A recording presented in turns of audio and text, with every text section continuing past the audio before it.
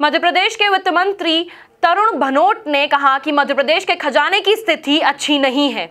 ये बात वित्त मंत्री ने अनुपूरक बजट पेश करने के बाद कही है। देखिए ये रिपोर्ट। कांग्रेस के वचन पत्र में किसानों की कर्ज माफी का मुद्दा अहम था। सरकार में आते ही कांग्रेस ने कैबिनेट में फैसला भी कर लिया, पर अनुपूरक बजट में इसके लिए कोई खास इंतजाम नहीं किया गया।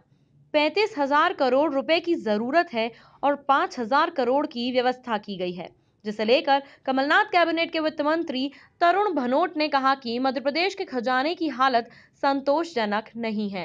अनुपूरक बजट हमने सदन के पटल पे रखा था, आप सबके पास भी उसकी जानकारी है, अखबारों में आपने लिखा भी है। मैंने पहले भी कहा कि वित्तीय प्रबंधन के कारण मध्य प्रदेश की खजाने की स्थिति बहुत अच्छी, संतोषजनक नहीं है। उसके बावजूद हमने प्रयास ये किया है, प्रावधान भी किया है कि विकास के कार्य सुचारू रूप से चलते रहे, सारी जन कल्याणकारी योजनाएं भी सुचारू रूप से चलती रहें। और जैसा कि चुनाव के पूर्व हमने वचन पत्र में वादा किया था किसानों की कर्ज माफ़ी का, वह हमारी प्राथमिकता थी और माननीय मुख्यमंत्री जी ने पदभार ग्रहण करने के तुरंत बाद उस पर हस्ताक्षर भी किए थे। कैबिनेट में भी हमने उस पर चर्चा की थी और किसान कर्ज माफ़ी को प्रमुखता से हमने लिया है।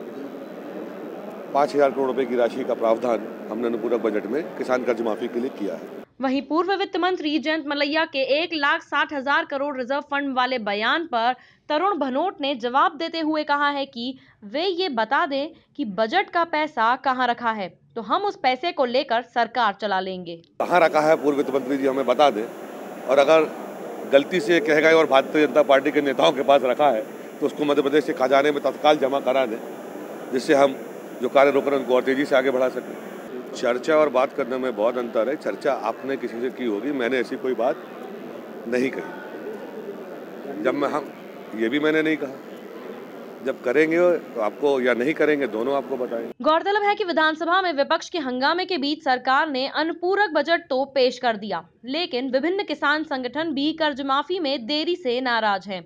मुख्यमंत्री बनते ही कमलनाथ ने भी सबसे पहले कर्ज माफी की फाइल पर हस्ताक्षर किए थे। इसके बाद किसानों का 2 लाख रुपए तक का कर्ज माफ करने के दिशा निर्देश जारी किए गए। माना जा रहा है कि लगभग 33 लाख किसानों को इस योजना का लाभ मिलेगा, पर अनुपूरक बजट में की गई व्यवस्था से स्पष्ट है कि सरकार खाली खजाने में से इससे अधिक रकम कर्ज माफी के लिए नहीं निकाल सकती थी। अब देखना होगा सरकार आर्थिक संकट से कैसे निपटती है। Bureau report, MP news, Bhopal.